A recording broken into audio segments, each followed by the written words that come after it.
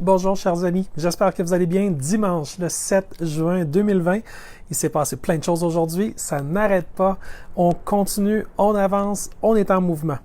Alors, je vais commencer avec les nouvelles qui évidemment sont brûlantes d'actualité ces jours-ci. Les rassemblements et manifestations, ça se fait de manière pacifique, de manière puissante. C'est le peuple qui parle. Alors, on a eu des manifestations qui se sont passées au 770 Sherbrooke-Ouest, au centre-ville de Montréal. La foule qui y était a brandi pancartes et slogans et discours et même entonné des chansons. C'était un endroit où il faisait bon manifester et malheureusement, François Legault n'est pas venu serrer la main des gens qui s'y trouvaient.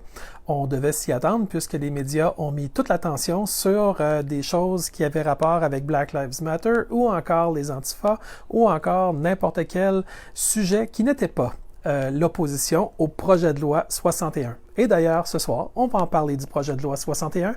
Vous avez été nombreux à m'envoyer des messages, à m'envoyer de l'énergie, mais aussi à m'envoyer des renseignements. Alors, tout le monde essaye de travailler un petit peu sur différentes façons de dire aux gens que le projet de loi 61, c'est quelque chose qui nous concerne tous. Qu'on soit intéressé ou non à la politique, le projet de loi 61 peut avoir un impact important sur nos vies s'il devait passer, et c'est la raison pour laquelle il faut le refuser et s'y opposer dès maintenant avec renseignements très important à l'appui qu'on peut vous transmettre dès ce soir dans la vidéo ou que vous pouvez transmettre via le web, via la messagerie, afin que tout le monde sache que ce type de projet de loi-là, qui a été fait par Christian Dubé de la CAQ, c'est un projet de loi qui va faire le bonheur de tout dictateur, mais qui est absolument horrible pour une population québécoise qui recherche un monde dans lequel il fait bon vivre et où finalement la démocratie est censée être le mot d'ordre, qu'elle soit directe ou indirecte. Avec le projet de loi 61, la démocratie, il n'y en a plus. Ils peuvent décider pas mal tout ce qu'ils veulent. Ils seront plus, on ne pourra plus les poursuivre. C'est gros. Alors, je sais que le projet de loi 61, vous aimeriez que j'en parle plus, mais je reviens pendant une seconde sur les manifestations. Alors, il n'y a pas eu juste à Montréal, il y en a eu une également à Sherbrooke. Oui, à Sherbrooke, il y a eu devant l'Hôtel de Ville, hier, une super belle manifestation. Je félicite Guillaume Durand et toutes les personnes qui y étaient. Il y a eu des discours, les étudiants de l'Université de Sherbrooke étaient présents. Il y a eu des gens qui étaient là, qui avaient le sourire, qui avaient le goût de jaser, ils se sont rencontrés. On a vu que définitivement, il y avait une très belle atmosphère à Sherbrooke, donc bravo à vous autres, c'était vraiment bien. Et à Val-David, plus tôt aujourd'hui, il y avait même Steve l'Artiste-Charland qui s'y trouvait, mais évidemment, il y avait plein de monde et vous avez fait du bruit, vous avez été tout à fait paisible comme dans les deux autres manifestations. Ça n'a pas été rapporté dans les médias, mais il ne faut pas leur en vouloir. Ils ne sont pas du tout sur le même canal que nous. Ils sont sur le canal propagande, alors que nous, on est sur le canal liberté. C'est normal qu'on ne se croise pas souvent. Alors, essentiellement, bravo Val-David, vous avez fait un super boulot. Et bien sûr, vous savez qu'aujourd'hui, dimanche, c'est le prélude à lundi, le 8 juin, où on commence avec plusieurs jours, 5 jours, de manifestations à Québec devant l'Assemblée nationale, devant le Parlement de Québec. C'est l'édifice emblématique de la colline parlementaire et c'est là que, dès 13h, demain, lundi, le 8 juin, vont se réunir probablement un grand nombre de Québécois. Vont s'y réunir des gens qui vont vouloir passer un message clair au gouvernement de la CAQ de François Legault que ce n'est absolument pas acceptable de vouloir nous imposer un projet de loi 61 parce que ce n'est pas un projet de loi qui est voulu par le peuple. C'est un projet de loi dictatorial qui ne pourra peut-être pas pour des raisons techniques passer par bâillon, mais ils vont faire l'impossible pour que ça passe. Mais par contre, l'idée initiale probablement de Christian Dubé, si on se fie au matériel qu'il y a dans le projet de loi 61, qui est un matériel hautement liberticide, c'est clair que leur idée, c'était pas de travailler sur un consensus, c'était d'imposer ça, d'utiliser la majorité de la CAQ, mais là, bon, pour des histoires de délai, tout ça, on ne sait pas si ça va fonctionner pour le bâillon, mais quand même, des gens qui ont écrit quelque chose comme ça, qui est une insulte épouvantable à la population québécoise, ben c'est sûr qu'ils ont peut-être encore des tours dans leur sac. On leur souhaite d'avoir des très bons arguments, parce qu'éventuellement, on va leur poser des questions, puis s'ils ne passent pas le projet de loi 61, ça se peut qu'ils doivent répondre légalement de tout ce qu'ils font. Alors, préparez vos petits carnets, puis posez vos questions. C'est eux autres qui sont élus pour répondre à nos questions. Ils sont à notre service. C'est pas la population québécoise qui est censée être au service de 125 députés élus de l'Assemblée nationale, 70 quelques pour la CAQ. C'est eux qui sont à notre service. Mais des fois, on dirait comme avec le projet de loi 61, que ça paraît pas. Donc, il y a eu des manifestations et là, cette semaine, il va y en avoir beaucoup. Si vous parlez aux organisateurs, entre autres, Frédéric Pitre, il va vous donner des renseignements sur ce qui va se passer dans les prochains jours, mais ça va être des journées très intenses où sur place, il va y avoir des captations vidéo, il va y avoir des discours, il va y avoir de la musique, il va y avoir finalement une très belle ambiance où les gens à Québec, mais de toute la province, vont se réunir pour parler de ce qu'il faut pour créer le monde dans lequel on veut vivre. Et dans ce monde-là, il n'y en a pas de projet de loi 61. S'ils veulent faire 220 projets, ben qu'ils les fassent. Ils n'ont pas besoin d'un projet de loi pour ça. Mais il y a quelqu'un qui m'a écrit, puis je vous le dis, hein, vous êtes du monde brillant, puis j'adore vous lire, c'est juste que j'ai juste 24 heures dans une journée, fait que je ne peux pas tous vous lire, mais ceux que je lis, ceux que j'ai le privilège de lire, vous avez des super idées. Et une des idées qui m'est parvenue, que je trouvais vraiment bonne, c'est celle d'analyser le lien avec le fait qu'il y avait une urgence d'exproprier les gens dans le projet de loi 61. C'est vraiment important, il y a vraiment une grosse obsession d'exproprier. Mais on se dit, mais pourquoi avoir une loi d'expropriation pour des résidences de personnes âgées ou des choses comme ça? Il me semble qu'à un moment donné, je veux dire, c'est grand, mais je veux dire, il y a des terrains autour, ils peuvent bâtir en hauteur, ils peuvent déménager au pire, tu sais, puis une personne âgée qui est dans un CHSLD est quand même un peu coincée dans le lit, tu sais, entre Québec puis Trois-Rivières puis Montréal, il y a tellement de plaines à perte de vue, tu veux en faire un grand CHSLD, fais-en un là, tu sais, t'auras pas besoin d'exproprier personne là. Mais c'est pas de même qu'il pense. C'est plus subtil. Puis le monsieur, brillant monsieur.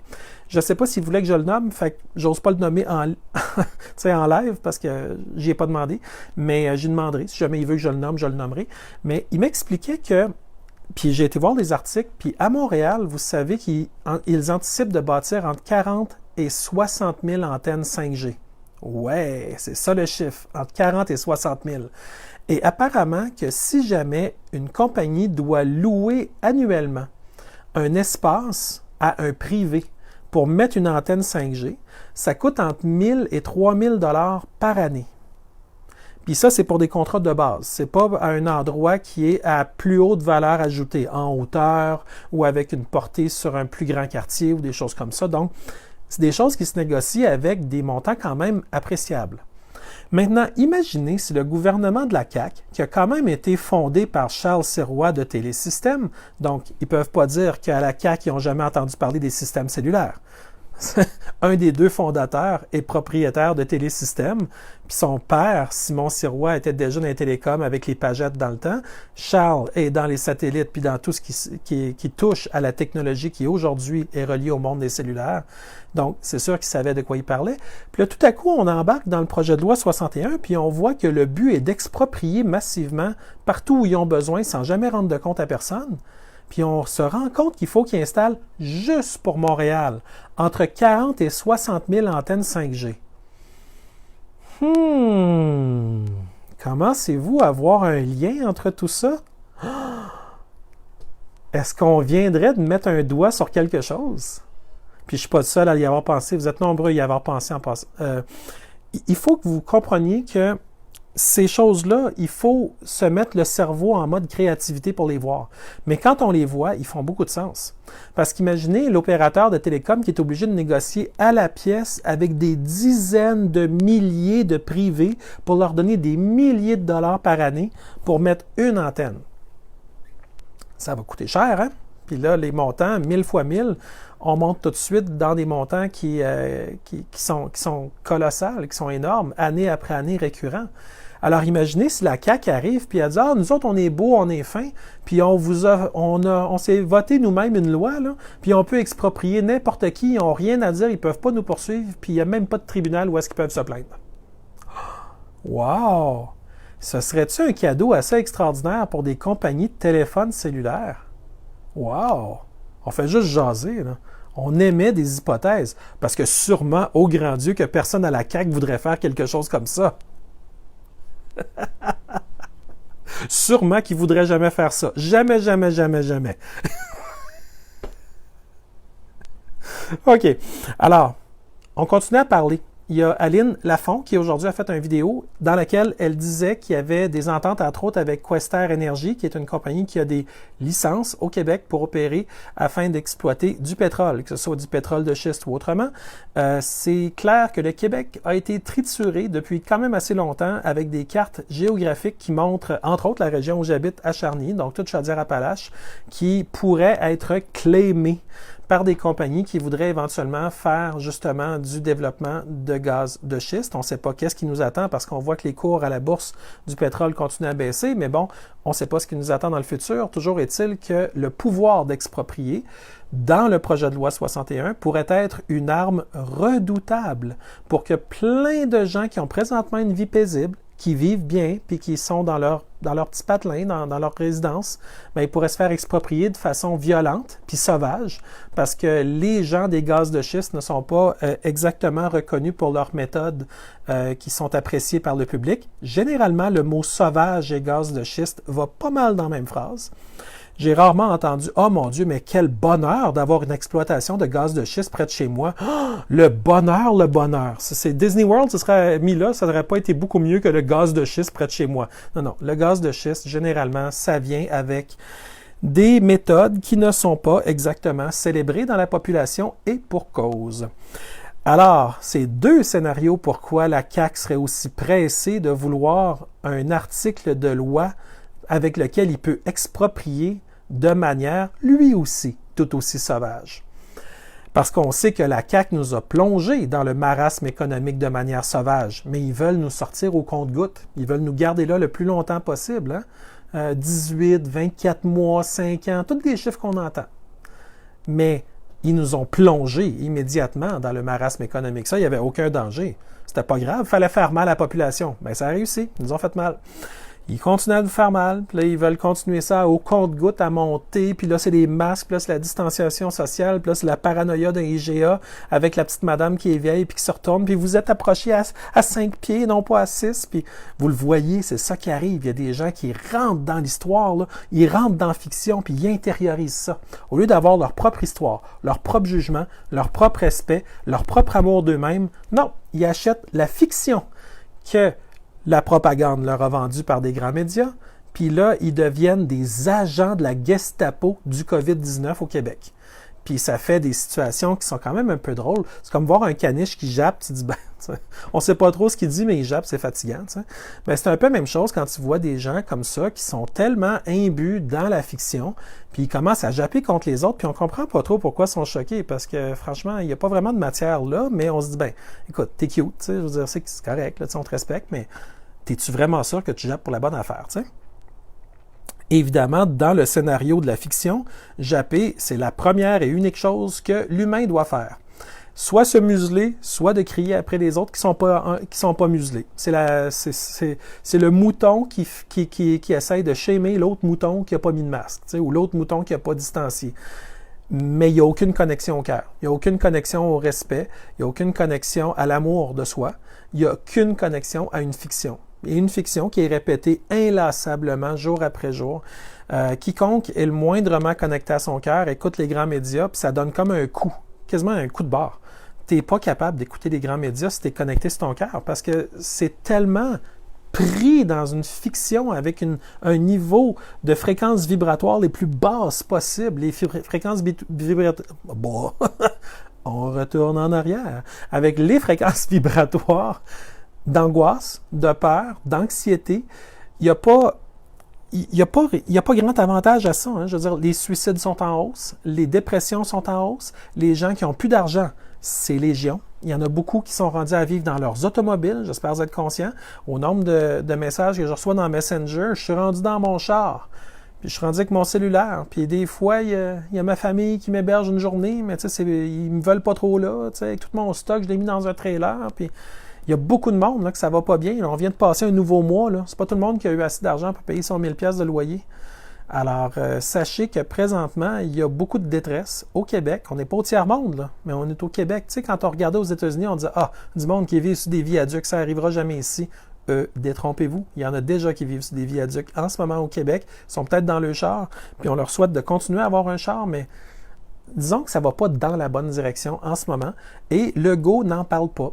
ses yeux s'allument pour parler des vaccins, des vaccins, des vaccins. Surtout, au grand Dieu, il ne faudrait surtout pas que François Legault découvre la vitamine C, le zinc, la vitamine D3, qu'il découvre l'exercice physique, ou l'artémisia, ou l'azithromycine avec l'hydrochloroquine. Tout ça est beaucoup trop compliqué et ça coûte pas assez cher. Il faut que ça coûte cher. Si ça coûte pas cher, c'est pas bon. C'est ça la règle de la CAQ et de Justin Trudeau. C'est tout dans le pharmaceutique. Il ne faut surtout pas qu'il y ait une plante nulle part qui puisse aider l'humanité. Oh, grand Dieu, non, parce qu'elle est gratis. Alors, on ne peut pas aider les amis si la plante est gratis. On s'entend. Vous irez voir sur mon mur et sur le forum .chaudière.ca, j'ai mis un lien pour ceux qui veulent acheter de l'artémisia. C'est une société des plantes au Québec. Si je ne me trompe pas, c'est un petit peu plus loin où on a finalement... c'était où donc? C'était-tu à la Pocatière ou quelque place de même? Kamouraska. Qui ont ça, puis vous pouvez les commander par la poste, puis les faire venir. Fait que ça va bien, c'est cool, puis c'est pas cher. C'était comme 8,50, genre, je ne veux pas me tromper, mais il y avait vraiment beaucoup de graines, là, puis... Même si ce n'est pas 3,50, je me demande. Vous irez voir, vous irez vérifier. Je l'ai également mis sur ma page Facebook. Fait que vous avez le lien, cliquez, allez voir, puis vous allez voir, vous allez pouvoir acheter de l'artémisia. Faites pousser ça chez vous, ça fait super bien pour des petits arbustes. Puis évidemment, tu prends ces plantes-là qui n'ont pas d'OGM, pas de pesticides, ni de ces cochonneries là-dessus. Tu mets ça, tu les nettoies bien, tu les fais chauffer dans de l'eau chaude, puis regarde bien ce qui arrive. En Afrique, ils donnent plein de recettes et c'est vraiment cool. Puis évidemment, depuis que des endroits comme par exemple l'île de Madagascar a foutu l'OMS dehors à grand coup de pied dans le derrière, ça va beaucoup mieux pour eux autres. Et finalement, on est obligé de leur dire qu'eux autres, ils n'ont pas de morts. Alors, ça aurait été cool au Québec qu'on ait 2 morts comme à Madagascar. Mais non, 4000 quelques morts qui sont morts tout seuls dans le lit, puis tout le monde qui se promène avec des mouches dans la face, puis c'est la seule façon. Non, il y a peut-être quelqu'un dans le monde qui a une autre façon. Oui, coudonc. Ce serait peut-être le fun d'écouter la science. Hein? Mais ça vient d'une plante, on sait bien, hein? Sanofi, puis GSK, puis Merck, puis toutes ces compagnies-là, ils ne travaillent pas dans le sens de laisser le monde faire pousser des plantes gratis chez eux. C'est de bonne guerre, mais nous, ça donne qu'on aime ça quand c'est gratis puis que ça va bien. Fait que, on se parle, on se dit les choses telles qu'elles sont, puis on avance ensemble dans la pleine réalisation de tous les aspects de notre vie, que ce soit intérieurement, que ce soit au niveau des belles plantes autour de nous, se faire des serres, encourager des fermiers locaux. Puis il y en a plein des fermiers locaux autour de chez vous, probablement que vous ne connaissez pas encore, que vous allez, je l'espère, connaître. Des gens qui vont cultiver tout l'été avec du bio. Allez les encourager, gardez-vous tout le temps un petit 100$ de lousse, puis allez chez eux, puis dire, bon, je suis prêt pour mes fraises, mes framboises, mes fèves, mes pois, mes pommes de terre, mes carottes, puis go, on y va, on fait le plein. Puis commencez à manger avec eux autres, puis encouragez-les localement, puis faites-vous des réseaux. Puis quand vous arrivez chez eux, arrivez avec un pad puis un crayon, puis dis, garde, note mon nom, note mon téléphone, note mon courriel. Puis à chaque fois que tu as quelque chose de nouveau, tu as des melons, tu as des citrouilles, tu as n'importe quoi, tu m'appelles, je m'en viens, je t'en achète, puis go. Puis c'est comme ça que les réseaux se font. Puis à la fin de la semaine, son carnet de feuilles est rempli de noms. Puis après ça, il engage quelqu'un, puis il commence à faire rouler l'économie, puis ça roule, puis c'est le fun. Puis c'est de même que ça fonctionne, les amis. C'est de même que ça fonctionne. Fait que encouragez ceux qui, justement, voient à votre santé. Alors, projet de loi 61, je vais après ça tomber dans un dossier que vous allez absolument tomber sur le « wouh ». Je vais balancer du lourd, comme disent nos cousins français. Mais pour l'instant, je vais juste faire un petit retour sur le projet de loi 61 avec les principaux arguments parce que c'est tellement énorme. Toute la semaine à Québec, il va y avoir des gens qui vont se battre pour s'opposer et refuser ce plan tyrannique, ce projet de loi qui n'aurait jamais dû naître et qui malheureusement est là. Donc, juste avant, on va y aller avec évidemment, il y a une dictature qui veut s'imposer, hein, parce que ce projet de loi-là est fait sur mesure pour une dictature, littéralement. Alors, il n'y a même pas peut-être qui voulait bien faire. Non, c'est littéralement ça. Alors, on y va avec le premier point. Ce que dit la loi, le droit au gouvernement d'exproprier n'importe qui, n'importe quand, sans possibilité de se défendre en cours de manière permanente. Je ne suis même pas sûr qu'en Chine, ils ont le droit d'aller aussi loin que ça. Mais au Québec, ça irait aussi loin que ça. Trouvez-vous ça acceptable? Je pense que non. Hein? Point 2. Droit au gouvernement de donner les contrats publics gouvernementaux à qui bon leur semble, sans passer par des appels d'offres à leurs copains. Le scandale des commandites n'aura donc pas été n'aura pas donné de leçon à personne. Vive la corruption et les paradis fiscaux. Puis les paradis fiscaux, vous vous rappelez quand Trudeau est rentré au pouvoir, hein, il en a approuvé 3 nouveaux. Comme si la dizaine et plus, je pense qu'on avait quelque chose comme 15, puis là on en a 18 paradis fiscaux qui sont approuvés avec Revenu Canada. Ça veut dire qu'il y a des familles comme les Irving au Nouveau-Brunswick là, qui s'étaient vantés d'avoir envoyé un autre 2 milliards dans leur paradis fiscal. Je pense que c'était à Barbade qui étaient eux autres. Puis, c'est ça. Trudeau, lui, il s'est empressé, quelques jours après son élection, d'approuver 3 nouveaux paradis fiscaux. Bien là, évidemment, tout ça, vous voyez bien que le projet de loi 61, ça va être un party pour les compagnies qui ont une petite division dans les paradis fiscaux où tous les profits sont acheminés. Vous savez presque tous comment la méthode fonctionne. Ils se gardent une marque de commerce là-bas, ils font toutes leurs opérations ici, puis à la fin de l'année, la marque de commerce charge aux opérations ici un montant astronomique. Ils envoient tout cet argent-là libre d'impôt dans le paradis fiscal, puis ensuite de ça, ils se font venir une carte de paiement direct, puis ils ont des millions de dollars dessus. Ou des milliards. Puis ils n'ont pas payé d'impôts, ou alors très très peu, 0,25 ou des choses comme ça. Alors, il faut comprendre que le projet de loi 61, les contrats publics gouvernementaux à qui bon leur semble, ouais, on a vu que dans le passé, à qui bon leur semble, c'était pas tout le temps ce que nous, on aurait fait en tant que peuple. Il y avait du gros bombardier, gros comme le bras, Cirque du Soleil récemment, ouais, c'est peut-être pas là que nous, on aurait mis nos centaines de millions. Alors, point 3, possibilité de construire des projets d'infrastructure dans des zones naturelles protégées. Il pourrait donc donner ce droit à n'importe quelle corporation qui lobby le gouvernement. Donc, nous, les citoyens, serons-nous une dictature climatique alors que les industries auront tous les passe-droits si le gouvernement le décide. Beaucoup de droits seront ainsi bafoués. L'utilisation de matières dangereuses sera aussi permise sans aucun droit à la contestation. J'espère que vous comprenez. La CAQ fraye énormément avec les lobbies pharmaceutiques et les lobbies chimiques.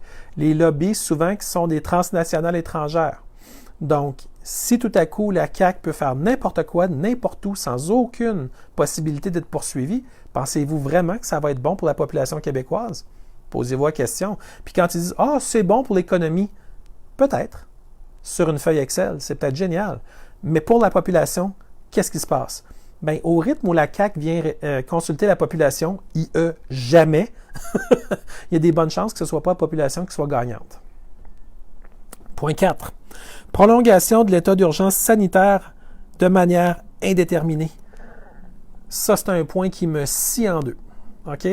La prolongation de l'urgence sanitaire, on sait déjà que le mot pandémie était un mot qui avait été utilisé de manière fallacieuse. Il avait changé la définition avant que la pandémie commence afin d'enlever le facteur d'urgence pour pouvoir appeler à peu près n'importe quoi une pandémie, alors qu'en réalité, c'était au mieux une épidémie.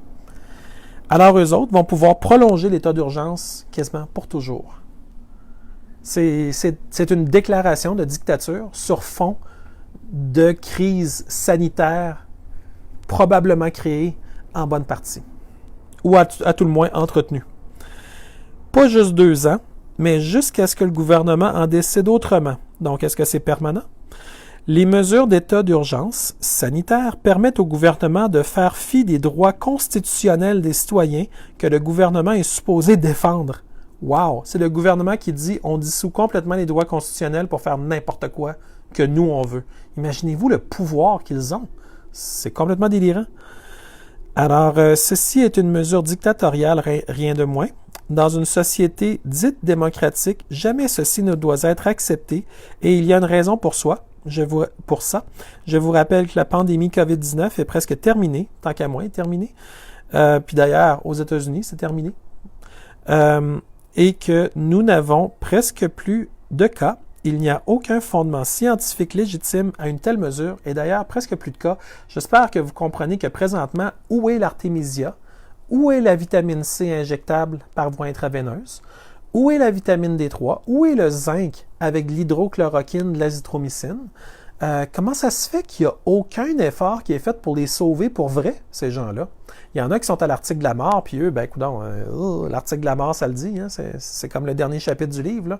Mais il y en a beaucoup là-dedans qu'on ne sait pas s'il n'y avait pas peut-être d'autres options qui auraient dû être explorées et qui ne l'ont pas été. Alors, dans ce temps-là, on fait quoi en tant que population? Bien, on se met à réfléchir en mode solution. Mais actuellement, on sent que c'est en mode « je fais du cash ». C'est encore des vieilles techniques, des vieilles approches. Tant qu'un vaccin ne sera pas là, il n'y aura pas de retour à la normale. Hey! Il y en a beaucoup de places dans le monde qui ont des retours à la normale, puis pas juste en Suède. Cherchez. Vous allez voir, le retour à la normale, là, c'est un choix politique. Ce n'est pas à cause du COVID. OK? Et il faudrait peut-être que quelqu'un en parle à la CAQ, mais je sais à quel point la CAQ fait très attention d'être absolument injoignable. Alors, je suis conscient qu'ils sont difficiles. C'est la raison pour laquelle il faut descendre dans la rue. S'ils se posent la question, mais pourquoi le monde descend dans la rue? Bien, si tu répondais au téléphone de temps en temps, ça pourrait aider. Des fois, si tu répondais au courriel, ça aussi, ça pourrait aider. Puis si tu répondais quand on t'écrit dans la messagerie Facebook au lieu du message automatisé, ça aussi, ça aiderait. Mais il faut descendre dans la rue pour se faire entendre. Or, les lobbies des compagnies pharmaceutiques, on le voit avec le registre des lobbies, des lobbyistes, ben eux autres, ils ont juste à prendre rendez-vous, puis eux autres, tu guidous, tout passe. T'sais. Les 8,45 millions de Québécois, ah non, il ne faut surtout pas les écouter, eux autres, à moins que ce soit des Black Lives Matter. Alors là, c'est important, il faut se mettre un genou à terre, puis tout le monde faire un show avec Justin Trudeau. Mais sinon, si c'est du monde honnête qui travaille, des bons Québécois qui sont fiers de leur pays, qui sont fiers de leur province, qui sont fiers de vivre ici, ben là, non, on dirait qu'on n'existe pas. C'est dommage, parce qu'on a plein de choses intéressantes à dire. Comme d'ailleurs le point 5, et ça dit « Le projet de loi prévoit une immunité de poursuite judiciaire pour le gouvernement, un ministre, un organisme public ou toute autre personne qui accomplit de bonne foi. » De bonne foi, wow. Un acte dans l'exercice de pouvoir que le projet de loi introduit ou dans l'exécution de mesures prises en vertu de ceux-ci. Une immunité de poursuite judiciaire.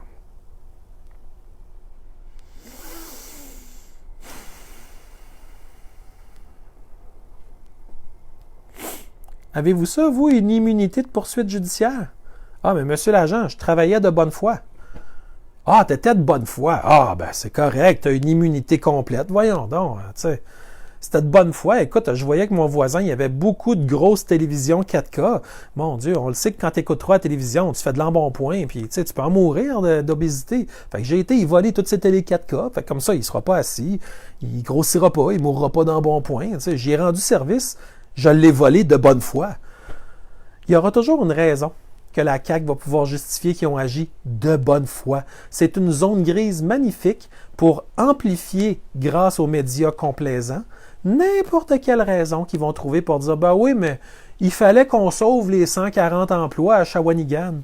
Ben oui, mais cette usine-là était déjà établie depuis 10 ans, puis il fallait qu'elle se rende jusqu'à l'an prochain pour le prochain contrat qu'elle aurait dans tel pays. Puis toutes les raisons vont être bonnes. Ils ont toujours agi de bonne foi. Donc ça, là,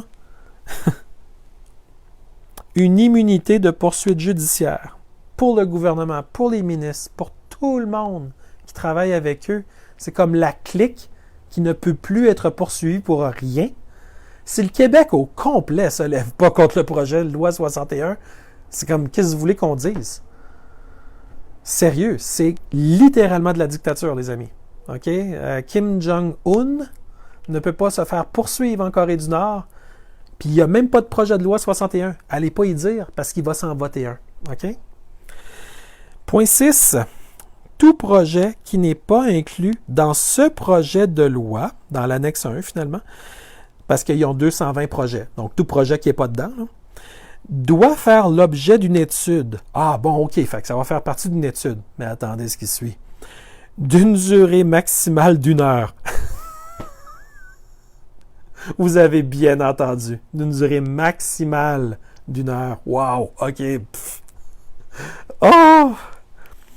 Et ça dit, par la commission compétente de l'Assemblée nationale, entre parenthèses, le gouvernement majoritaire de la CAQ. Donc, tout va passer, évidemment. Tout ce qu'eux veulent qu'il passe, tout va passer. Hey, 1 heure. Ils se le donnent sur le free pass. Wow! Avant son adoption par le gouvernement. Donc, tout projet que le gouvernement décide de mettre en branle ne sera pas débattu de manière démocratique et sera garoché dans la société sans audience publique et sans consultation. que ce soit la vaccination obligatoire, le déploiement de la 5G,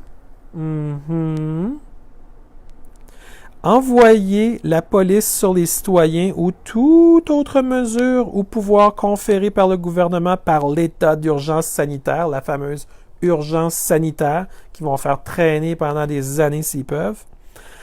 Ça ne s'applique pas uniquement aux projets d'infrastructure, mais c'est ce qu'on essaie de nous faire croire. Ça s'applique à absolument tout. C'est une dictature. Alors, le point 7, changer les règlements de conformité sur l'aménagement et l'urbanisme comme bon leur semble. Encore une fois, ça va faire le bonheur des 40 à 60 000 installations d'antennes cellulaires à Montréal, plus les dizaines, sinon les centaines de milliers d'autres au Québec. C'est le fun d'exproprier, hein, les amis? Donc, on n'a plus notre mot à dire. C'est bien écrit, noir sur blanc, sans toutefois écarter une approbation référendaire, sans toutefois en dit long. Donc, évidemment, ça n'arrivera pas, les référendums, vous l'avez compris. Donc, l'état d'urgence sanitaire au-delà de 2 ans, les droits d'exproprier toutes les propriétés ou les nuisibles sur leur plan à eux, et le fait qu'ils puissent s'en sortir toujours avec une immunité complète, tout ça devrait vous motiver très très fort à vous rendre à Québec pour manifester devant le Parlement tellement fort qu'ils ne pourront même pas s'entendre penser en dedans. Et même s'ils ne sont pas là, ils ne s'entendront même pas penser, qu'importe où ils se cachent. Parce qu'évidemment, la CAQ, c'est très bien, on l'a annoncé, on en parle beaucoup de ces rassemblements-là. Puis ils sont pour tout le monde, ils sont là pour qu'on puisse dire de manière pacifique, on refuse ça, et on veut créer un monde qui est bon pour nous. Et ce qu'on voit là, ça crée aucunement un monde qui est bon pour nous. Puis là, ils vont dire, oui, mais on bâtit une résidence de personnes âgées. Oui, bâtis-la ta résidence de personnes âgées.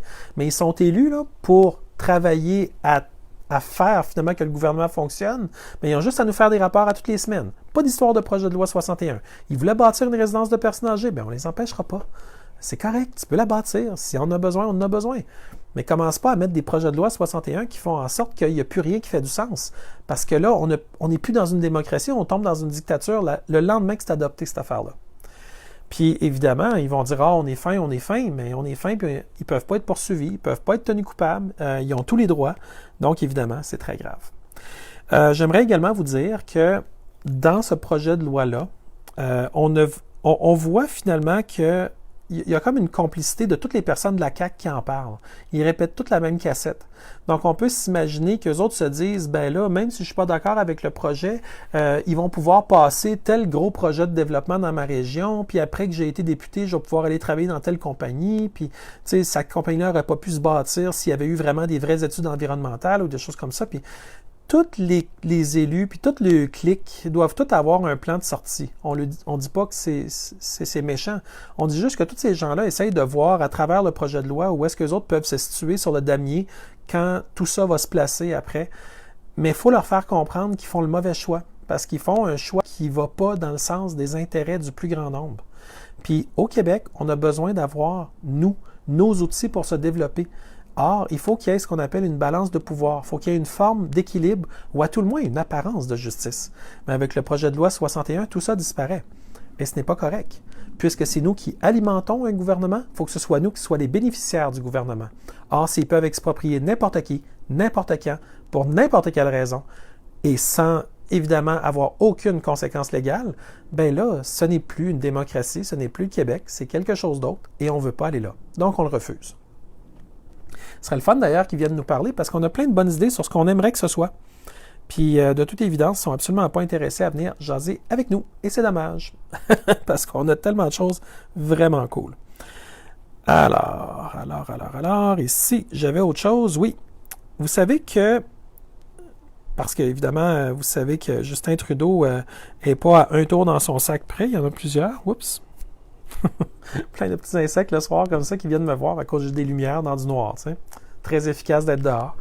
Je rencontre tous les petits amis ailés qui se promènent. Donc, vous vous rappelez peut-être, le 23 avril 2020, Trudeau avait annoncé 1,1 milliard pour financer le développement du vaccin COVID et le suivi des cas. Évidemment, c'est un trou dans lequel j'ai plongé parce qu'on sait que Justin Trudeau est un gros abonné de donner de l'argent à Bill and Melinda Gates, un 790 millions qu'il a donné directement. Puis évidemment, on sait que dans les derniers jours, il a redonné un autre 600 millions sur 5 ans au Gavi. Ben là, évidemment, le 1,1 milliard, je suis retourné voir très exactement ce qu'il faisait avec ça. Et il y a une grosse partie de cet argent-là qui va... en fait, ça dit que ce nouvel argent-là, il y a 275 millions de dollars qui va au financement de la recherche, annoncé par les libéraux au mois de mars, en début de pandémie. Okay? Donc, il y avait ensuite un 600 millions de dollars sur 2 ans avec le Fonds fédéral d'innovation. C'était avec Navdeep Bains. Celui qui justement était au Forum économique mondial de Davos en Suisse. Oui, à un doigt de Bilderberg. C'est combien que ça nous a coûté par personne? Je pense que c'est 75 000 $ par billet. Puis Trudeau a amené 13 personnes. C'était tout ça le calcul. Il y en a qui vont aller vérifier ça. Allez le vérifier. Je me rappelle plus des chiffres exacts, mais ça avait coûté une fortune pour aller au Forum économique mondial, pour aller voir les mondialistes et dire « Ah oui, moi aussi, je suis au service de Soros et de Gates. » Le gros show avec Greta Thunberg en Suisse, là, oui, ben Trudeau était là. Puis Navdeep Bains aussi. Alors, on comprend que le 600 millions de dollars devait être bienvenu dans ce genre d'assemblée.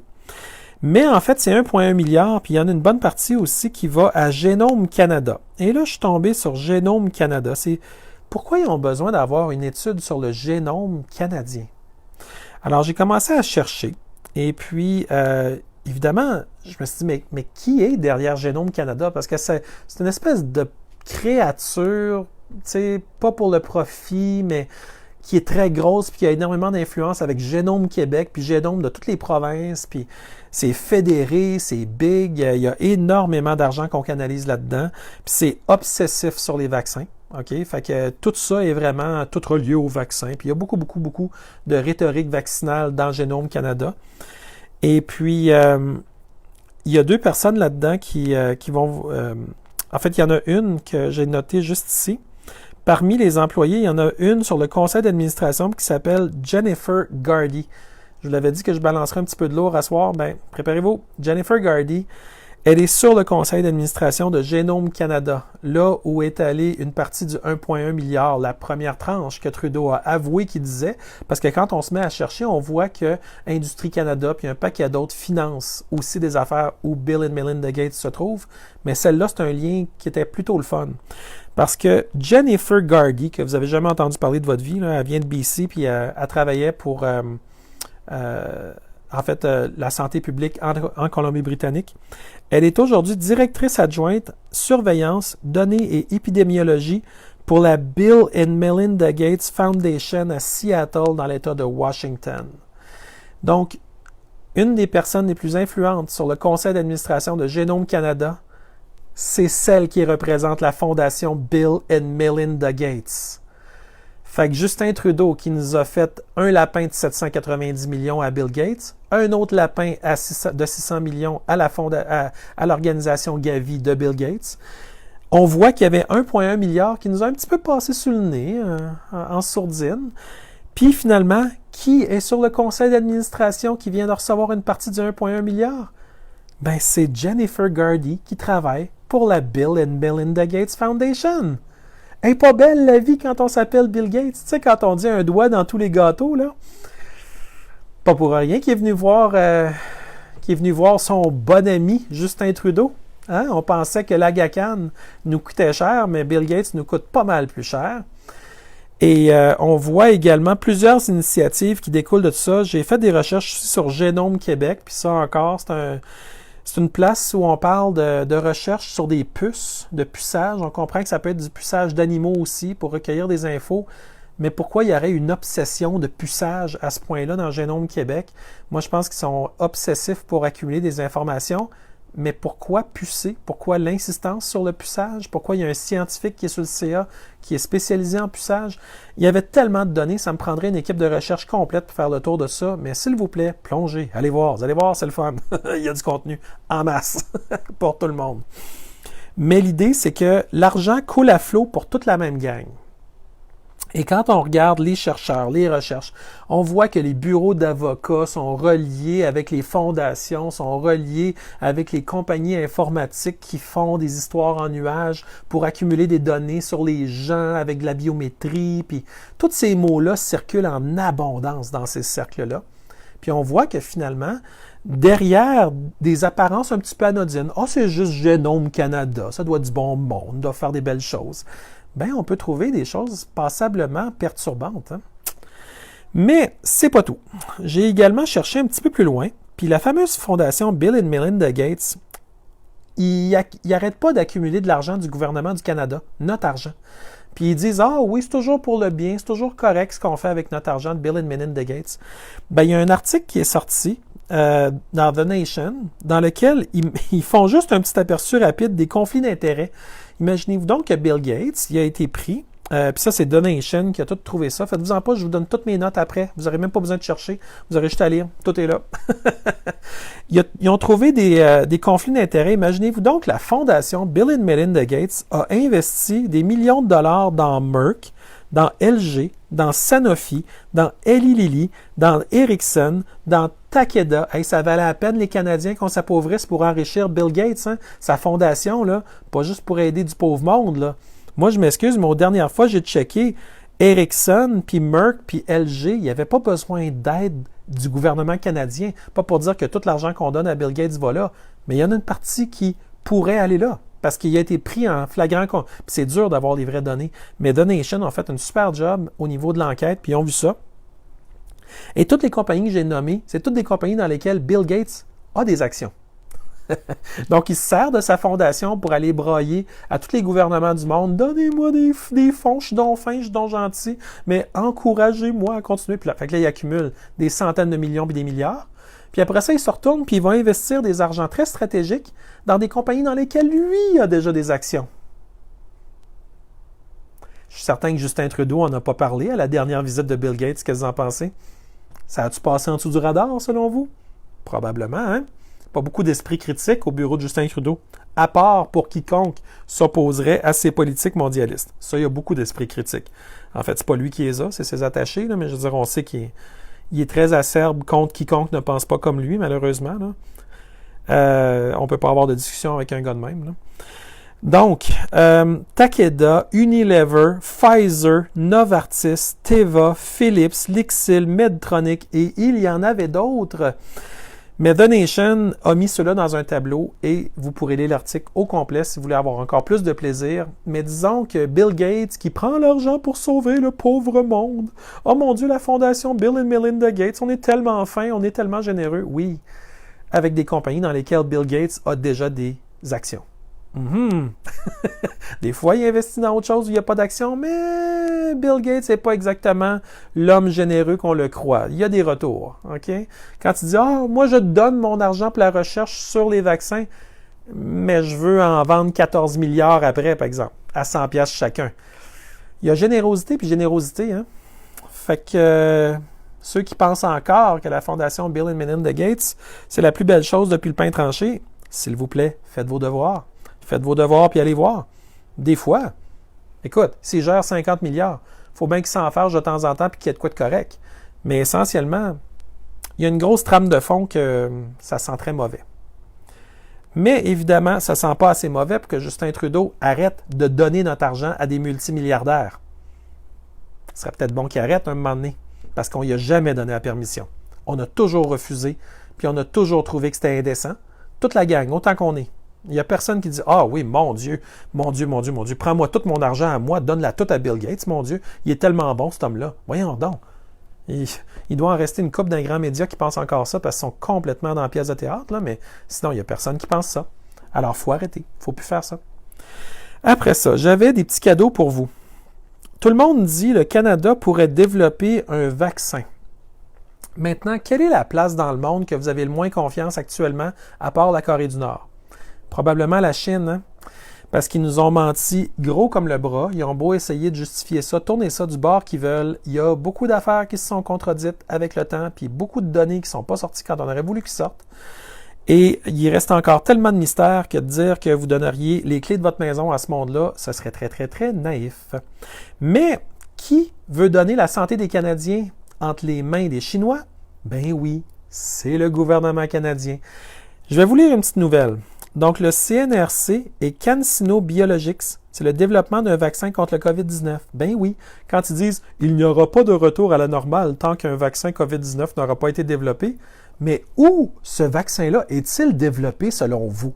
Est-il développé à Ottawa? Est-il développé à Toronto? Est-il développé à Vancouver? Est-il développé à Montréal? Eh bien, la réponse pourrait vous surprendre. Alors, c'est développé en CH, pas le Canadien de Montréal, CHINE. Ouais, vous l'avez, vous êtes hot. Alors, l'annonce de collaboration entre le Conseil national de recherche du Canada, le fameux CNRC qu'on voit sur le bord de l'autoroute à Longueuil, là, ou Boucherville, dans ce coin-là, chez l'humain, dans le monde, a commencé l'évaluation initiale au Canada le 12 mai 2020 à Montréal. Ils ont commencé au Canada, mais ça a commencé en Chine. Je vais vous lire un petit peu comment ça s'est passé. Donc, le Conseil national de recherche annonce aujourd'hui une collaboration avec CanSino Biologics. Ça fait longtemps, de toute manière, qu'ils travaillent avec eux autres, là, en vue de la biofabrication du développement clinique au Canada d'un candidat vaccin contre le COVID-19. Tu sais, quand ils disent on bâtit une grosse usine capable de construire 100 000 doses par mois, puis de les emballer dans des boîtes, puis tout, c'est tout avec CanSino Biologics, tout avec la Chine. OK? Y a-t-il quelqu'un qui vous l'a dit que l'histoire de vaccin de COVID-19, c'est avec la Chine? Bien, moi, je vous le balance là, puis je vais vous mettre la source après. Pour aller voir le CNRC, pour aller lire ça. Moi, je sais pas, mais je veux pas de vaccin. Mais si quelqu'un voulait m'en donner un, je dirais, il vient-tu de la Chine? Je vais passer. Mais apparemment que pour ceux qui disent, je suis pour les vaccins, il n'y a personne qui les a dit encore qu'ils venaient de la Chine. Hey, c'est pas drôle, hein? Il faudrait peut-être les renseigner, ces gens. Alors, appelé AD5-nCoV, ce vaccin candidat a été approuvé par les autorités réglementaires chinoises. Mais oui! Parce que ça marche comme ça au pays des licornes de Justin Trudeau. C'est les autorités sanitaires chinoises qui l'ont approuvé. Ah ben ça doit être absolument génial. Il doit avoir aucun problème avec ça. Ben non, hein? Alors, plus tôt cette année, ce qui a permis à CanSino Biologics d'amorcer des essais cliniques chez l'humain en Chine. OK? Donc, c'est tout fait là-bas, là. C'est pas nos scientifiques qui disent avec rigueur, voici exactement le protocole, voici comment on le fait. C'est-tu déjà arrivé dans le passé qu'en Chine, ils coupaient un petit peu les coins ronds? S'il y a des milliards de dollars en jeu d'exportation avec CanSino Biologics, pensez-vous vraiment que la personne qui n'a pas fonctionné, ils vont dire « Ah non, ça n'a vraiment pas bien été le vaccin » ou ils vont seulement dire « Regarde, quand meurt une quantité là-bas, on s'en fout du moment qu'on fasse nos milliards. » Ah non, sûrement que ces gens-là ne pensent pas comme ça.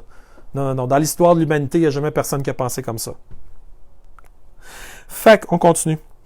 Il s'agit de l'un des rares candidats vaccins contre la COVID-19, un candidat vaccin.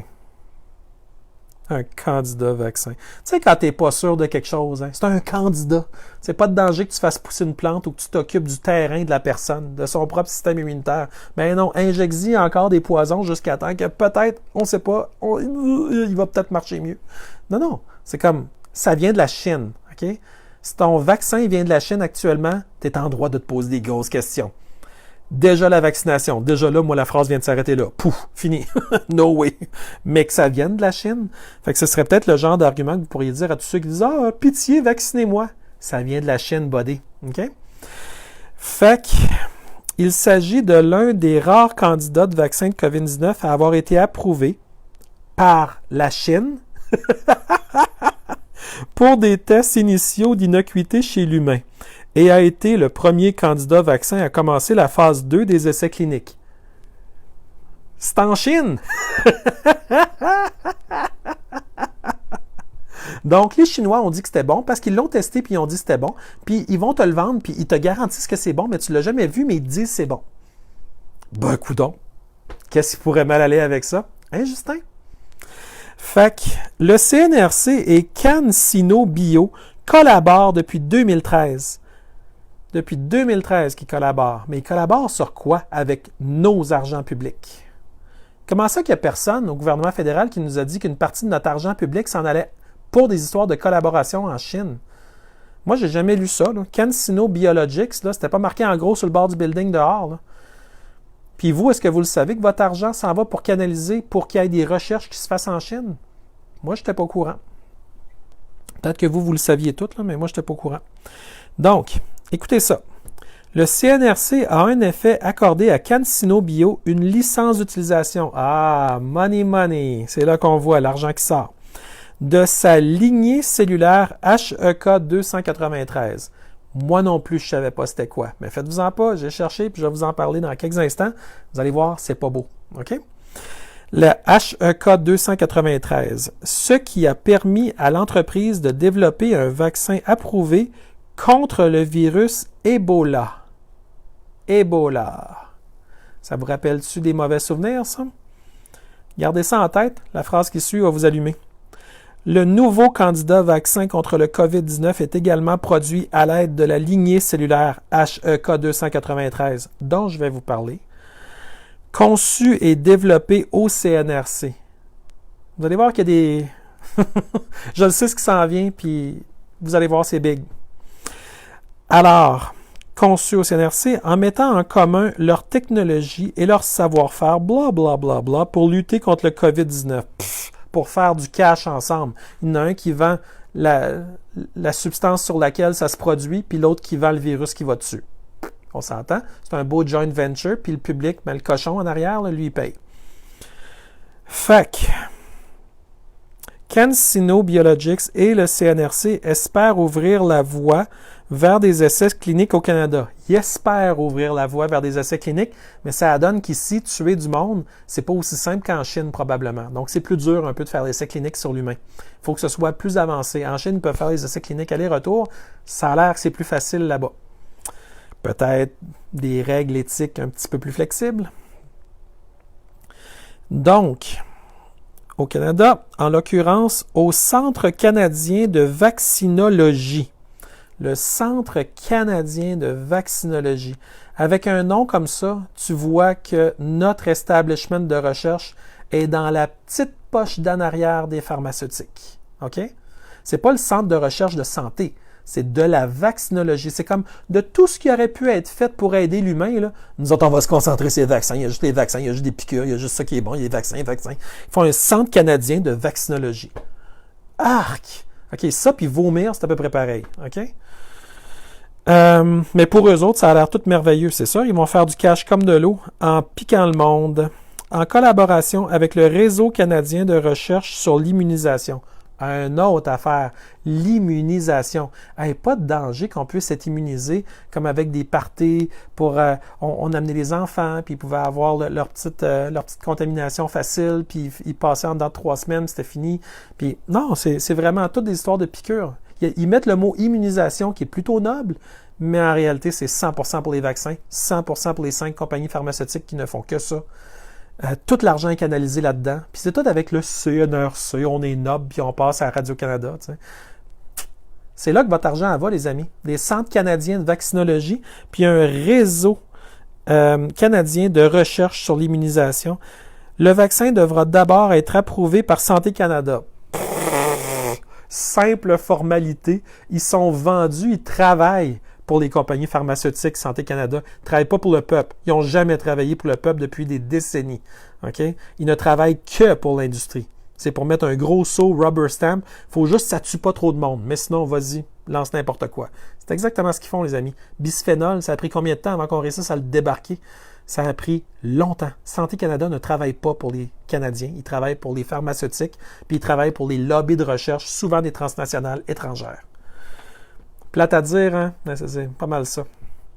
Quand est-ce que vous avez entendu dire Santé Canada dire que la vitamine C était bonne pour l'humain? Jamais. Ou s'ils l'ont dit, c'est en s'enfargeant, puis ils vont aller l'effacer sur le site web si on leur dit qu'il est là. T'sais. Mais ils n'en parlent pas. Parce que c'est pas ça leur ligne de business.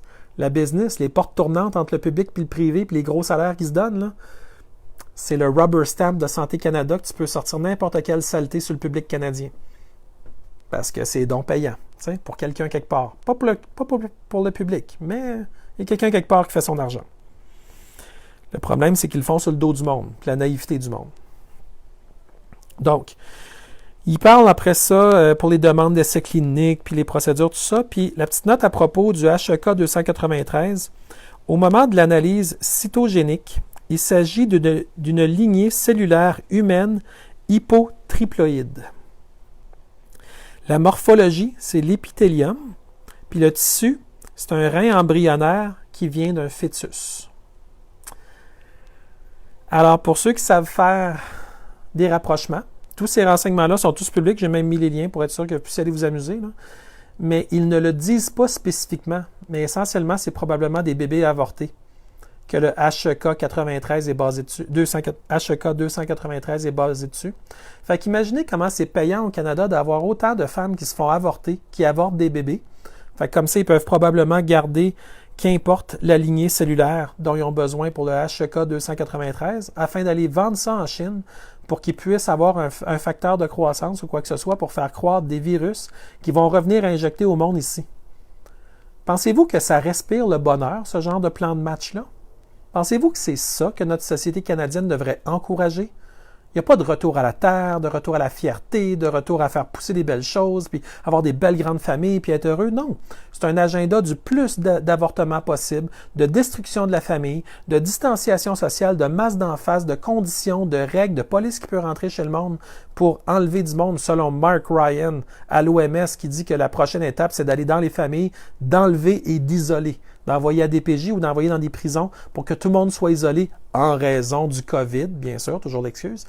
Mais on voit ici que les avortements servent très, très, très bien la recherche et servent très, très bien des compagnies qui sont probablement très riches, basées en Chine, qui vont pouvoir faire probablement des milliards et des milliards en nous revendant des vaccins avec des virus. Puis vous allez voir plus tard, je vais vous lire également. Tout ça est poussé sur, je ne veux pas dire n'importe quoi, mais oui, je vais vous le lire juste pour être sûr de ne pas me tromper, mais c'est des virus vivants en passant. OK? Mais c'est hallucinant, les amis, là. Parce que j'aimerais ça que quelqu'un qui est vraiment bon puisse me confirmer que tout ce que j'ai lu au niveau du HEK 293, on dirait qu'il n'y a personne qui veut se mouiller. J'aurais dû le chercher avec DuckDuckGo, celle-là. Parce que Google ne nous donne pas les vrais résultats. Ils ont caché tout ce qui est le moindrement controversé ou qui pourrait revenir contre eux autres ou des partenaires. Là. Mais ça, le HEK 293, ça sent mauvais. OK? Ça ne peut pas être une lignée cellulaire humaine hypotriploïde qui vient de l'épithélium, qui est un rein embryonnaire, puis qui vient de l'âge fœtus. Sans que ce soit des bébés avortés ou quelque chose comme ça. Tu ne peux pas aller chercher ce genre de cellules-là si le bébé n'est pas avorté. Là. Tu ne peux pas rentrer une pelle à l'intérieur de l'utérus puis te gratter jusqu'à temps que tu aies des cellules. Tu as ça parce qu'il y a eu des avortements. Alors, si quelqu'un peut juste m'aider et qui est bon dans ce domaine-là, ça serait juste de vérifier pour être sûr. Fait que je dis ça sous toute réserve, là. Mais ça demeure que le HEK 293 a pas mal toute la signature de quelque chose qui viendrait des bébés avortés. Donc, imaginez, si vous connaissez quelqu'un qui va reprendre le vaccin, ça voudrait dire qu'il se ferait probablement injecter également le facteur de croissance sur lequel le virus aurait été maintenu, puis il se ferait injecter des cellules de bébés avortés. Merci les Chinois. Merci le CNRC. Quel bonheur de travailler avec vous. Donc, il y a eu des citations. Le développement de ce candidat est très prometteur, évidemment. Ian Stewart, président du CNRC. C'est sûr que lui, prometteur, il garde sa job avec ça. Tant que nous ne disposerons pas d'un vaccin efficace contre le COVID-19, le virus continuera de perturber tous les aspects de la société et de l'économie. C'est le même discours que Justin Trudeau, le même discours que François Legault. C'est le même discours que tout le monde qui est au service de l'OMS. Il n'y a rien qui revient à la normale tant qu'il n'y a pas de vaccin. Tout le monde garde sa job, tout le monde fait de l'argent sur le dos du monde. Après ça, le CNRC est fier. Moi, si je travaillais avec des bébés avortés, là, je ne serais pas fier, OK? Mais eux autres, ça a l'air que le HEK 293, c'est un beau mot poétique et scientifique pour vouloir dire ce qu'ils veulent bien que ça veuille dire. Mais quand tu cherches en dessous, tu finis par avoir assez d'indices pour dire de quoi s'agit-il exactement? Puis tu cherches, puis tu cherches, puis tu cherches, puis à un moment donné, ça se peut que tu trouves de quoi. Donc, le CNRC est fier de son partenariat avec CanSino Biologics. OK.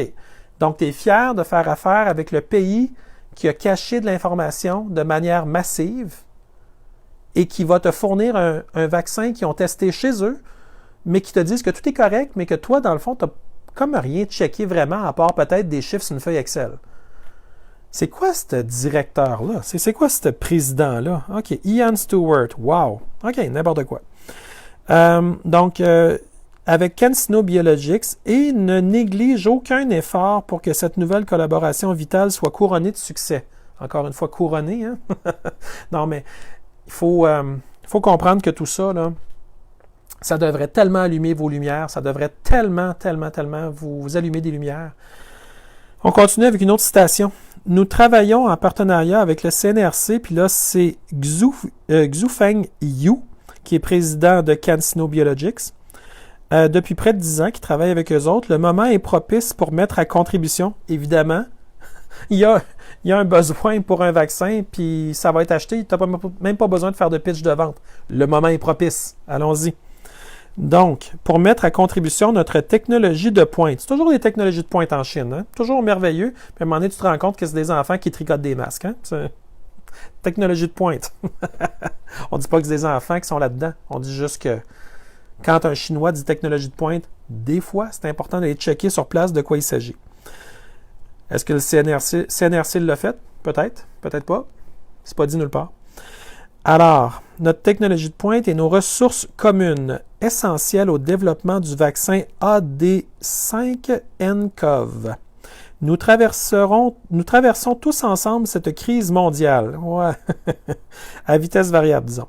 Et la collaboration pourrait être l'atout qui nous aidera à vaincre le plus rapidement la nouvelle maladie à coronavirus, ou encore de l'artémisia, comme à Madagascar. Mais il ne faut pas le dire trop fort, parce que ça, il n'y a personne qui va faire de l'argent avec ça. Il ne faut pas dire le mot artémisia, c'est la prochaine chose qui va être bannie après 5G puis COVID-19. Alors, on vient de dire les 3 mots qui vont comme faire en sorte que tout le monde va venir nerveux. Donc, dépêchez-vous à sauvegarder la vidéo, dépêchez-vous à le partager. Là. Après ça, nous sommes fiers de pouvoir nous appuyer sur nos succès passés et de poursuivre notre partenariat avec le CNRC, j'espère, un marché où vendre nos bebelles, puis un CNRC qui a bonne presse dans le reste du monde pour vendre la bebelle à travers le monde. C'est un pitch de vente parfait.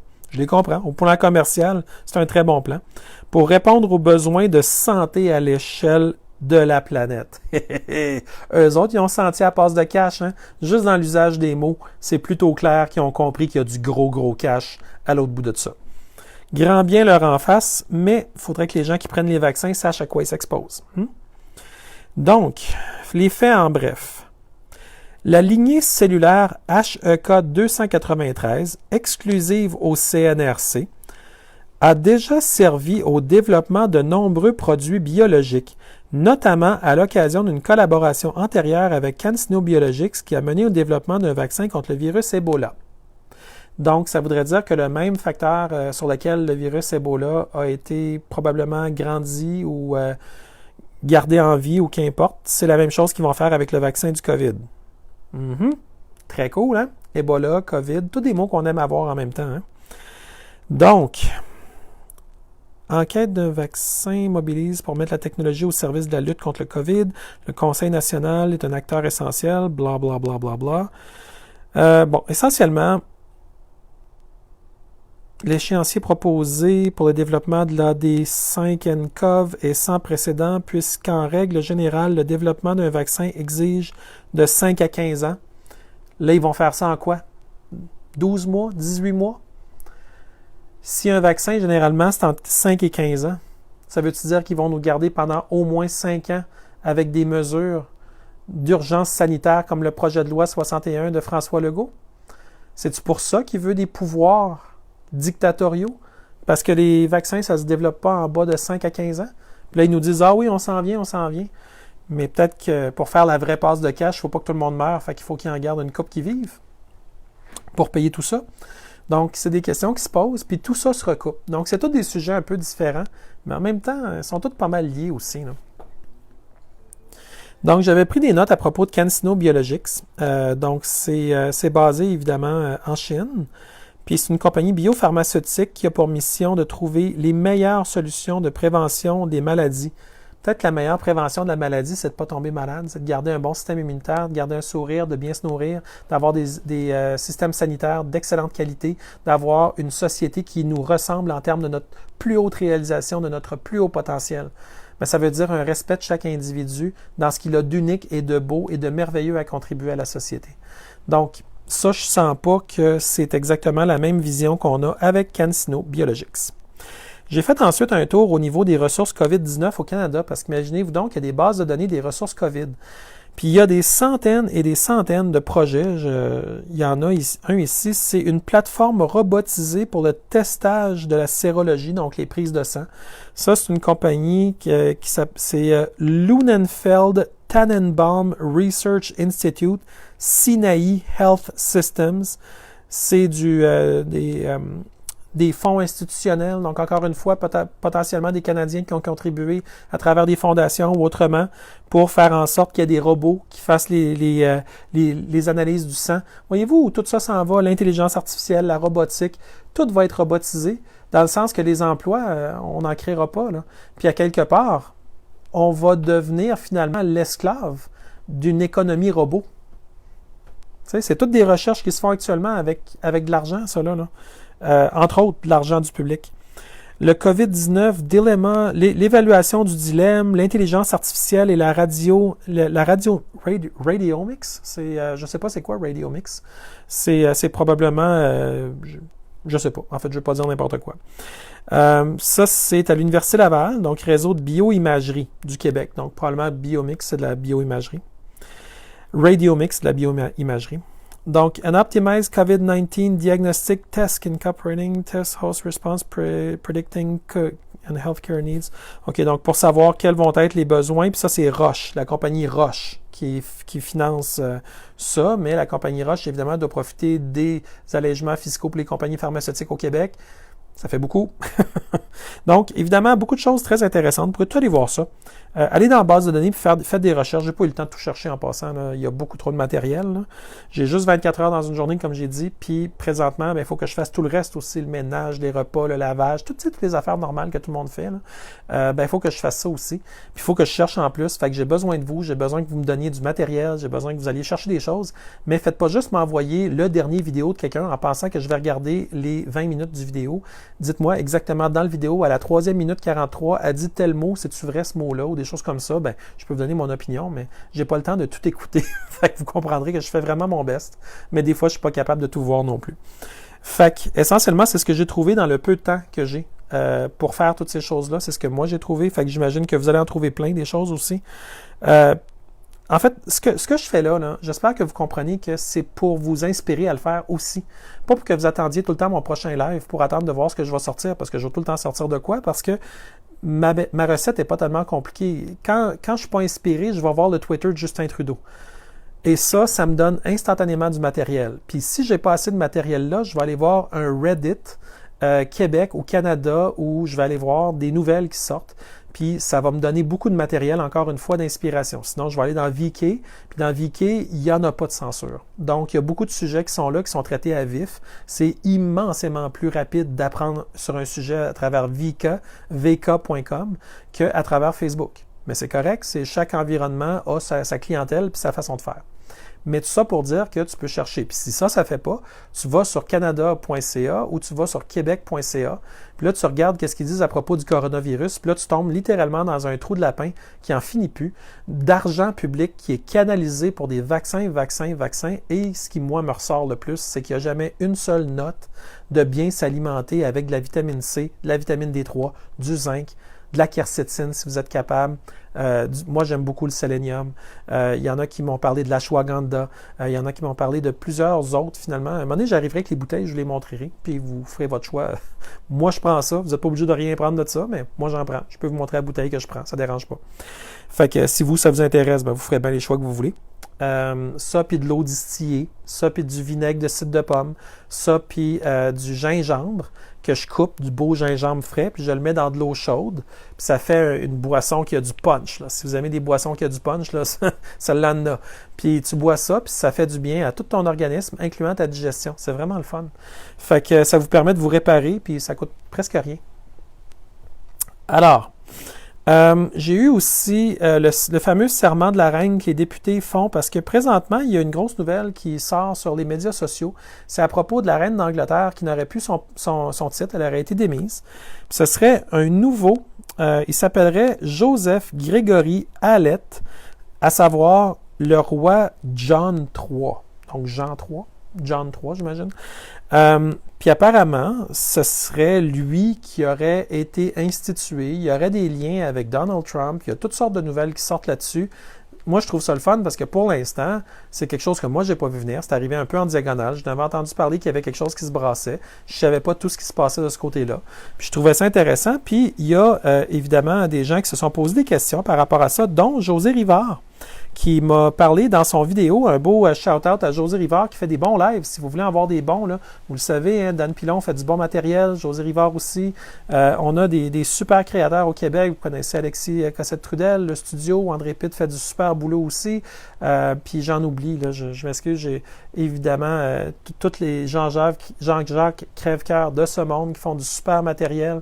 Je pourrais vous en nommer plein, mais j'ai fait un article dans mon forum.chaudière.ca où est-ce que je nomme un paquet de créateurs dans Facebook. Si je ne vous ai pas nommé, allez voir, votre nom est probablement là. Où est-ce que je vous nomme, puis si j'en ai oublié, dites-le moi, puis je vais vous rajouter, parce qu'il y a des créateurs extraordinaires. Mais, José Rivard, dans son vidéo, José Rivard m'a fait réfléchir, parce qu'elle explique que tous les députés québécois vont prêter serment à la reine.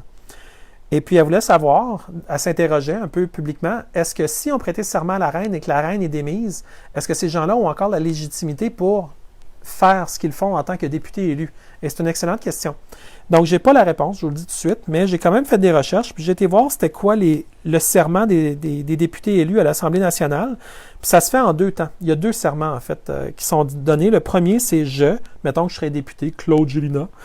Je déclare solennellement que je serai fidèle et porterai vraie allégeance à Sa Majesté la Reine Élisabeth II. Dans mon cas, ce serait non. Non, je vais siéger, je vais faire ce que j'ai à faire. Moi, mon allégeance va aux Québécois, puis la reine, elle s'organisera avec ses affaires. Et le deuxième serment, c'est mettons Claude Gélinas, déclare sous serment que je serai loyal envers le peuple du Québec et que j'exercerai mes fonctions de député avec honnêteté et justice, dans le respect de la Constitution du Québec. Ça, c'était qui? C'était Daniel Turp qui avait fait la Constitution du Québec, je pense que c'était en 97. 97, me semble qu'il avait fait ça. Vous me corrigerez, peut-être mettre les liens pour ceux qui veulent aller chercher. Mais tout ça pour dire que ça a beaucoup plus d'allure que la reine Élisabeth II. OK? C'est beaucoup plus ça qu'on fait quand on élit un député au Québec. Mais évidemment, j'ai fait des petites recherches sur d'où est-ce que ça venait, ça, qu'il fallait prêter solennellement, allégeance à la reine. Puis déjà que c'est une pratique très controversée, on avait Sol Zanetti de Québec solidaire qui en avait parlé abondamment en 2018. On avait Martine, comment elle s'appelait, non? Martine, c'est-tu plate un peu, ça ne me revient pas. Mais celle du PQ, Martine Ouellette, avec Alexandre Cloutier aussi, qui en avait parlé en 2016.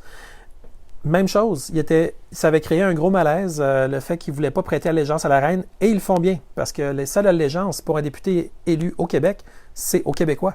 C'est la seule et unique allégeance. D'ailleurs, il ne devrait pas y avoir d'allégeance pour les transnationales étrangères, puis toutes ces autres affaires-là, qui nous causent un tort absolument épouvantable. Donc, évidemment, il y avait Lord Durham qui parlait de tout ça, que c'était important. Puis c'est intéressant ce que Lord Durham disait parce qu'il était tellement anti-français, anti-canadien-français ou anti-francophone ou anti-tout ce qui a l'air d'un Québécois. Là. Il avait dit, puis ça c'était extraordinaire. Je vous lis juste un mini extrait de ce qu'il a dit. Il dit « Je n'entretiens aucun doute sur le caractère national qui doit être donné au Bas-Canada. » C'est le Québec, ça, le Bas-Canada. Okay? Les basses-terres du Saint-Laurent, le Bas-Canada. Ce doit être celui de l'Empire britannique. Ça, c'est le caractère qui doit être donné, le caractère de l'Empire britannique. Celui de la majorité de la population de l'Amérique britannique. Celui de la race supérieure. Fait que Lord Durham parlait des Britanniques comme la race supérieure. OK. Donc, tu sais, quand on voit un député qui prête allégeance à la reine, là, prête allégeance à la race supérieure, selon l'esprit de Lord Durham, qui doit à une époque prochaine dominer sur tout le continent de l'Amérique du Nord. Bon, mais l'idée était de dominer partout sur le continent de l'Amérique du Nord pour Lord Durham. Donc, il y a une partie de l'Amérique du Nord qui est devenue beaucoup plus américaine, mais encore une fois, on voit qu'il y a en dessous de ça encore des attaches britanniques qui sont très fortes. Donc, probablement que son plan a fonctionné sur une certaine mesure. Ça, c'est en 1837-1838 qu'il jasait de ça. Et évidemment, aujourd'hui, fort heureusement, les Québécois, on s'est respecté assez pour nous-mêmes élire nos gens à l'Assemblée nationale, pour qu'ils nous reflètent, pour qu'ils soient capables de nous donner finalement des choses qu'on demande. Mais là, présentement, avec le projet de loi 61, on voit qu'ils ne nous donnent pas à nous ce qu'on demande, mais ils se donnent à eux des pouvoirs infinis de prendre tout ce qu'ils veulent. Donc, il y a eu un gros problème. Puis pourtant, ce sont des francophones, ce sont des gens qui sont censés nous protéger, mais on voit que la CAQ, quelque part en cours de route, ils se sont perdus, là, parce que c'est plus pour notre intérêt à nous qui travaillent, c'est pour le leur. Aujourd'hui, bon, il y avait également sur les mêmes citations de Lord Durham, je n'ai trouvé une autre qui disait « Si les questions de deux races sont irréconciliables, on peut rétorquer que la justice exige la soumission de la minorité à la suprématie des anciens et plus nombreux occupants de la province, et non que la minorité prétende forcer la majorité à prendre ses institutions et ses coutumes. » Autrement dit, là, c'était quelqu'un qui avait fait cette conclusion-là par rapport au fait qu'aujourd'hui, ça n'a pas du tout suivi le plan de Lord Durham. Il faut comprendre qu'au Québec, on est capable d'avoir des minorités, bien entendu, mais il faut qu'on se respecte nous-mêmes. C'est pas vrai qu'il faut qu'on adopte toutes les coutumes et les cultures des autres. On est capable d'avoir la nôtre, on est capable de créer en symbiose, mais il faut qu'on se respecte assez pour être capable de se diriger nous-mêmes. Donc, évidemment, ça va faire un segue avec le projet de loi 61, tout ça, parce que si on veut se diriger nous-mêmes, il faut toujours pas qu'on soit sous une dictature. Il faut qu'on ait encore quelque chose qui nous permet d'avoir un semblant de démocratie. Hein. Idéalement, il faudrait qu'on ait une démocratie directe ou quelque chose qui ressemble à une forme de démocratie directe, de participative ou inclusive, ou je ne sais pas trop comment est-ce qu'on pourrait appeler ça ou faire ça, mais déjà qu'une démocratie directe, ça irait déjà dans la bonne direction parce que nos élus seraient redevables plus qu'une fois aux 4 ans, ce qui est impossible actuellement dans le modèle. Donc, c'est évident que pendant 4 ans, c'est juste les lobbyistes, puis une fois aux 4 ans, c'est la population, puis après ça rembarque pour un autre 4 ans, juste des lobbyistes. Fait que c'est jamais bon pour la population. Donc, essentiellement, j'avais plein d'autres choses que j'aurais pu vous dire là-dessus, mais j'ai pas de conclusion à savoir si nos députés, c'est correct ou c'est pas correct qu'ils aient prêté allégeance à la reine et que la reine soit démise et qu'il y ait un nouveau roi qui soit là. Tout ça, donc, c'est une grosse cible en mouvement. À mon sens, il n'y a pas vraiment de réponse en ce moment là-dessus, mais c'est intéressant. Ça fait partie des choses parmi les plus drôles à regarder un peu, dans le sens que, oh my God, ça s'en va où toute cette affaire-là? Mais on sait que le Gesara Nezara, ce sont des approches qui permettraient d'éliminer toutes les dettes, qui permettraient d'avoir un système financier quantique qui ferait en sorte que plus personne aurait de la misère à arriver, puis on pourrait se développer tous au maximum de notre potentiel. Il y aurait la libération de technologies énergétiques qui amèneraient des énergies libres et illimitées. Ça, c'est ce que j'ai lu à propos du Gesara Nezara. Donc, si jamais ça devait se produire, ce serait absolument merveilleux. Pour l'instant, ça semble encore assez loin, mais si on le souhaite tous, si on le veut tous, si on crée ça dans notre réalité, on pourrait être surpris, ça pourrait aussi bien se manifester. Alors voilà, j'avais plein d'autres choses à vous dire aussi sur plein d'autres sujets, mais là je sais que vous êtes fatigués, je sais que vous avez plein d'autres choses à regarder, vous avez été super patients, merci beaucoup d'avoir été là. J'aimerais faire un shout-out très particulier à toutes les personnes qui m'encouragent, qui m'envoient non seulement leurs encouragements, leurs beaux messages, mais qui m'envoient également des sous pour m'encourager à continuer ce que je fais. Vous faites la différence, vous me permettez de continuer, c'est pas compliqué. Je me consacre corps et âme à ça. Je veux que ça fonctionne, je veux qu'on soit tous le plus informés possible, je veux qu'on ait une information différente. Si les grands médias reçoivent des centaines de millions de dollars, ce serait peut-être cool que quelqu'un qui essaye de défendre le peuple en reçoive aussi un petit peu, parce que je voudrais pas être pogné pour ne plus faire ça. Je veux continuer à le faire, je veux continuer à vous informer, je veux continuer à être là. Fait que plus vous m'aidez, plus je suis capable, puis je ne fais que ça. Puis de toute façon, la preuve que je fais à job, c'est que je viens faire mes lives, puis je viens vous parler, parce que pour moi, c'est important. Parce que je vois bien que les gens n'ont pas nécessairement les bons mots pour dire leur frustration, mais des fois, ça prend des recherches. Ça prend des recherches pour finalement décoder une actualité avec un œil un peu différent, puis là on dit « Oh wow, ce qu'on n'avait pas vu, c'est là, on peut le dire avec des mots, les mots sont mis. » Donc je mets tout dans mon forum, c'est un peu mon pense-bête. Ça permet de faire en sorte qu'au Québec, on avance. Puis quand vous avez besoin de matériel, presque tout est là. Les dates pour les prochains rassemblements sont là, les renseignements pour toutes les vidéos sont tous là, toutes les notes sont là, il n'en manque pas. Donc ça vous permet vraiment d'avancer, puis de bouger, puis de fédérer tout ça, puis de faire qu'on avance. Puis je ne suis pas tout seul, on est plein. Mais même si ça coûtait un petit peu par mois ou de manière épisodique, parce que vous êtes absolument extraordinaire et généreux, puis je tiens à le dire, là. Mais en même temps, il y en a beaucoup d'autres qui font du super contenu au Québec. Si vous pouvez les encourager, eux autres aussi, faites-le, parce que ça fait la différence. Puis ils sont capables, eux autres aussi, de faire pencher la balance pour faire en sorte qu'on ne perde pas nos libertés, pour faire en sorte qu'on ne perde pas plein de choses qu'on a pris pour acquis. Puis, tu sais, je vous l'ai dit, hein, le prix de la liberté, c'est la vigilance éternelle. Mais moi-même, à des moments, je n'ai pas été vigilant. Moi-même, à des moments, je m'occupais d'autres choses. Puis j'aurais dû être vigilant parce qu'il se passait beaucoup de choses puis je n'étais pas assez vigilant. Pourtant, je suis très vigilant, j'ai des blogs puis tout, mais je ne l'étais pas encore assez. Bien, en ce moment, il faut qu'on soit vigilant, la gang. On ne peut pas laisser tomber ça. On est tous ensemble là-dedans puis on va gagner. On gagne probablement déjà. Selon moi, on gagne. Selon ma lecture. Et ils sont désespérés. Ils vont continuer à nous garrocher autant de choses qu'ils peuvent par la tête. Puis le projet de loi 61, moi, je vois ça comme un immense signe de faiblesse. Parce qu'il faut un faible pour passer une loi aussi méchante et méprisante envers le monde. Parce que s'il était fort, il n'y aurait pas besoin de loi comme ça. Il dirait, écoute, j'ai des arguments, les voici, discutons, puis voyons si on peut trouver un bon terrain d'entente.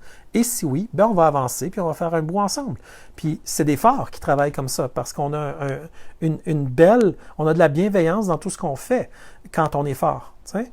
Mais quand on essaie de faire passer en couleuvre des projets de loi 61, il faut être un faible. Un faible qui essaie de rabaisser l'autre au lieu de lui permettre de se relever puis de dire « je suis dans ma pleine réalisation ». Il essaie de les mettre dans la plus basse réalisation possible ou est-ce qu'il faut qu'il accepte toutes les choses illégitimes qui pourraient venir avec un projet de loi 61. Donc, on est là, on est ensemble, on est debout, on frappe fort, on continue. Puis c'est pas grave, même si les gens, évidemment, ne parlent pas de nous dans les grands médias, c'est aussi bien de même, parce que même moi, je ne veux pas lui parler. J'ai pas rien à lui dire. Moi, je ne veux pas parler de la pièce de théâtre dans leur pièce de théâtre. On est dans notre réalité. À nous, c'est une réalité qui est extraordinaire pour nous. Elle nous fait du bien, elle nous permet de grandir. On se sent fort, on se sent bien. Ben, Colin, on reste là-dedans. Là. Je veux dire, on n'a pas besoin d'aller ailleurs. Si on est bien là, on est bien là. Grand bien leur en face si leur fiction leur fait du bien, mais j'ai peine à croire que l'OMS, c'est mieux, ce qui est mieux pour eux, que eux-mêmes. Eux-mêmes savent ce qui est mieux pour eux, normalement. S'ils s'ignorent, ben ça, on leur souhaite de se retrouver le plus vite possible. Hein? Fait que la gang, vous avez été extraordinaire comme d'habitude. Merci beaucoup d'être là. Merci de continuer ce que vous faites. Vous le faites bien. Et n'oubliez pas, si vous voulez aider, j'ai des gens qui ont fait des initiatives extraordinaires. J'ai Nancy Isabelle qui a fait des choses super hot. Et elle produit du bon contenu, mais elle a besoin de gens pour peut-être l'assister, peut-être au niveau infographique, correction de texte, des choses comme ça. Si vous êtes bon, peut-être juste m'envoyer un petit courriel, puis je vous référerai à Nancy Isabelle. Elle va être très heureuse de vous jaser. Il y a beaucoup de monde au Québec qui présentement prépare du matériel, des pancartes, des pamphlets, des sites web, toutes sortes de choses. Envoyez-les moi, je vais les amplifier. Je vais en parler parce qu'il faut qu'on fasse tout simplement amplifier nos messages afin de pouvoir transmettre l'information. Donc tout le monde, on est dans la même équipe, on travaille fort, puis on avance. Go! C'est ensemble qu'on réussit. Merci. Bonne soirée.